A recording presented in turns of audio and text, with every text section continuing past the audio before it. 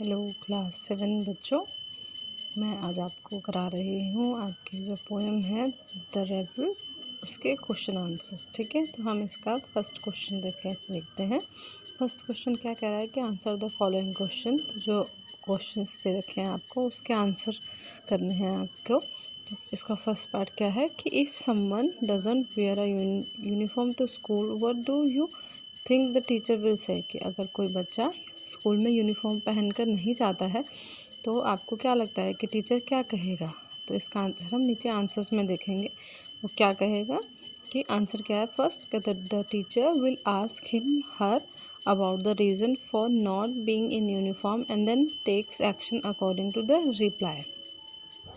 कि जो टीचर है तो वो लड़का या लड़की से, जो भी स्टूडेंट होगा, उससे क्या पूछेगा कि क्या कारण है कि वो यूनिफॉर्म नहीं पहन के आया, यूनिफॉर्म ना पहनने का कारण क्या है। And then he takes action according to the reply. और जो उन्हें रिप्लाई मिला है, जो जवाब मिला है, उसके हिसाब से वो एक्शन लेगा कि भाई उस बच्चे के साथ क्या करना चाहिए, क्या उसने सही करा, गलत करा, उसने यूनिफॉर्म क्यों नहीं पहनी।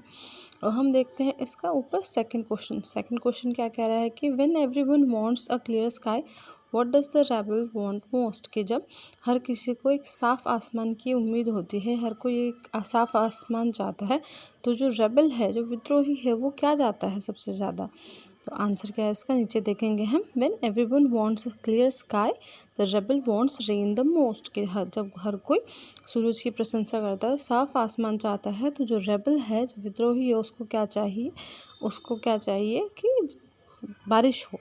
वो फिर बारिश की प्रशंसा करने लगता है। फिर अब हम देखते हैं ये थर्ड क्वेश्चन क्या कह रहा है। If the rebel has a dog for a pet what is everyone else likely to have. कि अगर रेबल के पास एक कुत्ता है एक पालतू पशु के रूप में, तो बाकियों के पास क्या होगा, इस टाइम पे क्या होना चाहिए।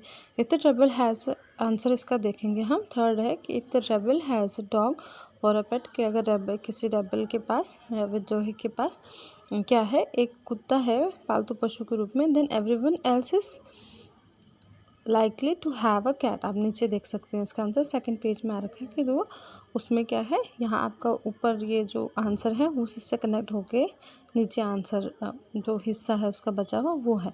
ठीक है, तो क्या जब हर बाकी रेबल को डॉग पसंद है तो बाकियों को क्या पसंद होगी, कैट पसंद होगी। तो हम इसका फोर्थ क्वेश्चन देखते हैं। फोर्थ क्वेश्चन क्या कह रहा है कि why is it good to have rebel. कि रेबल होना क्यों अच्छा है। तो इसका आंसर फोर्थ क्या है, it is good to have rebels because very few people have the power to oppose the decision of the majority. ठीक है, कि रेबल का होना अच्छा है क्योंकि बहुत कम लोग होते हैं जो मेजॉरिटी का विरोध कर सकें। मेजॉरिटी मतलब कि जहाँ जिस तरफ जो लोगों का ज़्यादा वोट हो या जिस चीज़ को लोग ज़्यादा महत्व देते हैं, तो जो उनका जो डिसीज़न है, उनका जो निर्णय है, उसका विरोध करना सिर्फ ये रेबल का ही काम हो सकता है। ये अच्छा होता है रेबल कि हाँ भाई ऐसा भी होना चाहिए, कोई अपोजिट में ही तो भी खड़ा होना चाहिए। They think differently and fearlessly stand with their choices which can be beneficial. की वो बिल्कुल अलग सोचते हैं और निर्भय होकर सोचते हैं। फेयरलेसली का मतलब होता है निर्भय होकर सोचना। ठीक है, और निर्भय होकर वो जो उन्होंने चुना है उसके साथ वो खड़े रहते हैं। विच कैन बी बेनिफिशियल। कई बार ऐसा होता है कि ये लाभदायक भी हो जाता है। क्या पता वो सही के साथ खड़ा हो और बाकी सब गलत के साथ खड़े हों, ऐसा भी हो सकता है। अब हम इसका फिफ्थ पार्ट का क्वेश्चन देखते हैं। फिफ्थ पार्ट का क्वेश्चन क्या कह रहा है कि why is it not good to be a rebel oneself. की हमारे लिए क्यों सही नहीं है या हमारे लिए क्यों अच्छा नहीं है रेबल होना। तो आंसर क्या है इसका फिफ्थ का कि it is not good to rebel oneself because no one will like you. कि अगर आप खुद ही रेबल बन जाएंगे तो कोई आपको पसंद नहीं करेगा, ये आपके लिए अच्छा नहीं है। It keeps you apart from people. ये आपको दूसरे लोगों से दूर रखेगा। And they will be like enemy for you. और वो लोग आपके लिए दुश्मन जैसे हो जाएंगे, क्योंकि हर चीज़ तो अपोजिट हो जाएगी। तो अपोजिट होती है तो हम दुश्मनी रखने लग जाते हैं एक दूसरे से, क्योंकि वो हमारी बात नहीं मान रहा तो वो हमारा दुश्मन है और हमारा दोस्त है, ऐसे हो जाता है। ठीक है, फिर हम अब इसका 6th क्वेश्चन देखेंगे, 6th पार्ट का। 6th पार्ट का क्वेश्चन क्या कह रहा है कि would you like to be a rebel, if yes why and if not why not. कि आपको क्या रेबल बनना पसंद है, कि विद्रोही बनना पसंद है, अगर है तो क्यों है, नहीं है तो क्यों नहीं है। तो इसका आंसर देखेंगे हम। 6th आंसर क्या है कि no I would not like to be a rebel because I don't have the guts to oppose the majority.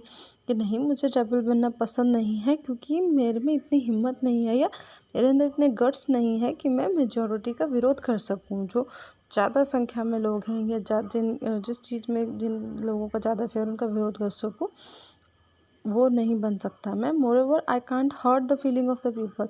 और इससे ज़्यादा क्या है कि मैं लोगों की भावनाओं को हर्ट नहीं कर सकता, दुख नहीं पहुंचा सकता मैं किसी को। I don't want to be a source of bitterness among the people. मैं लोगों के बीच में एक बिटरनेस नहीं लाना चाहता कि भाई जिससे कड़वाहटपन आए, ऐसा कोई सोर्स नहीं बनना चाहता, ऐसा कोई स्रोत नहीं बनना चाहता। ठीक है, अब हम इसी का ही 2nd क्वेश्चन देखते हैं। 2nd क्वेश्चन क्या कह रहा है कि find in the poem an antonym a word opposite in the meaning for each of the following word. कि जो ये आपको वर्ड दे रखे हैं, तो पोएम में ये वर्ड आ रखे हैं और इनके एंटोनियम मतलब विपरीत वाले वर्ड ढूंढने हैं हमें जो इनके उल्टे हों बिल्कुल। तो फर्स्ट वर्ड क्या है, लॉन्ग। लॉन्ग का मीनिंग क्या होता है, लंबा। तो इसका आंसर क्या होगा, फर्स्ट शॉर्ट। शॉर्ट का मीनिंग क्या होता है, छोटा।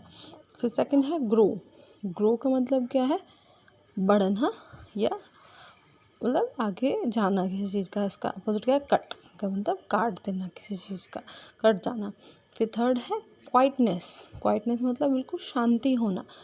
फिर इसका आंसर क्या है, डिस्टर्बेंस। डिस्टर्बेंस क्या, शोर गुल्ला, शोर शराबा, जहाँ पे उथल पुथल हो कि भाई हाँ यहाँ पे ठीक से काम नहीं हो सकता। फिर है 4th है इसका सोबर। सोबर होते हैं साधारण। और फिर इसका आंसर क्या है, फैंटास्टिक। फैंटास्टिक मतलब बहुत बढ़िया। जैसे आपने पोएम देखा होगा कि बाकी लोग फैंटास्टिक कपड़े पहन के आते हैं, तो जो रेबल है वो सोबर कपड़े पहन के आता है, और जिस दिन वो फैंटास्टिक कपड़े पहन के आता है तो बाकी बच्चे यूनिफॉर्म पहने हुए होते हैं। ठीक है, फिर 5th है इसका लॉस्ट। लॉस्ट का मतलब होता है खोना, और पाने का फाइंड। इसका आंसर क्या है, फाइंड। फिर आता है इसका 3rd क्वेश्चन। 3rd क्वेश्चन क्या कह रहा है कि find in the poem lines that match the following, read both one after the other. कि जो आपको लाइन्स रखे हैं इनको मैच करिए किसके साथ, जो पोएम की लाइन है उनके साथ, और फिर इनको एक के बाद एक पढ़िए। तो फर्स्ट क्या है, the rebel refuses to cut his hair. कि रेबल अगर अपने बाल काटने से मना कर देता है, तो उसको हमने पोएम के हिसाब से मैच करना है। तो आंसर क्या होगा, the rebel lets his hair grow. जो रेबल है अपने बाल बढ़ने के लिए छोड़ देता है कि वो अपने आप लंबे हो जाएं। फिर 2nd है he says cats are better. कि वो कहता है कि बिल्लियाँ अच्छी हैं। तो इसी का ही वो रेबल के लिए ही कह रहे हैं, the rebel expresses a preference for cat. कि रेफरेंस क्या है कि वो अपने लिए वो क्या क्या कहते हैं कि भाई इस मतलब पोएम से एक्सप्रेशन लिए गए हैं, ये ऊपर लाइनें बता रहे हैं और नीचे पोएम के हिसाब से ये लाइन किस तरह से वो है कि rebel expresses a preference for cat. की जो रेबल है अपनी प्रेफरेंस किसके लिए दिखाता है, कि अपना चुनाव बिल्लियों के लिए दिखाता है कि हाँ बिल्लियाँ सही हैं। फिर 3rd है ही रिकमेंड्स डॉग। कि वो डॉग के बारे में बताता है कि भाई हाँ डॉग अच्छे होते हैं ये। फिर इसका आंसर क्या है, the rebel puts in a good word for dog. की जो रेबल है वो कुत्तों के लिए अच्छे शब्द रखता है और अच्छे शब्द बोलता है। जब बाकी लोग बिल्लियों के बारे में अच्छा बोल रहे होते हैं तो वो कुत्तों के लिए अच्छा बोलता है। फिर आता है इसका 4th पार्ट। वो क्या कह रहा है कि he is unhappy because there is no son. कि वो नाखुश है कि वहाँ कोई सूरज नहीं है, धूप नहीं आई है। तो आंसर क्या है इसका वर्ड का, the rebel regrets the absence of the son. कि वो रेबल सूरज के ना होने के कारण वो रिग्रेट करता है, पछतावा करता है कि आज सूरज क्यों नहीं है। फिर 5th है इसका he is noisy on purpose. कि वो जानबूझकर आवाज़ी करता है या डिस्टर्बेंस क्रिएट करता है। तो 5th आंसर क्या है इसका, the rebel creates a disturbance. की जो रेबल है वो डिस्टर्बेंस क्रिएट करता है जानबूझकर। क्लास में जब बच्चे ध्यान से सुन रहे होते हैं तो रेबल डिस्टर्बेंस क्रिएट करता है। ठीक है, ओके, आई होप आपको समझ में आया होगा। ठीक है बच्चों, ओके, बाय बाय।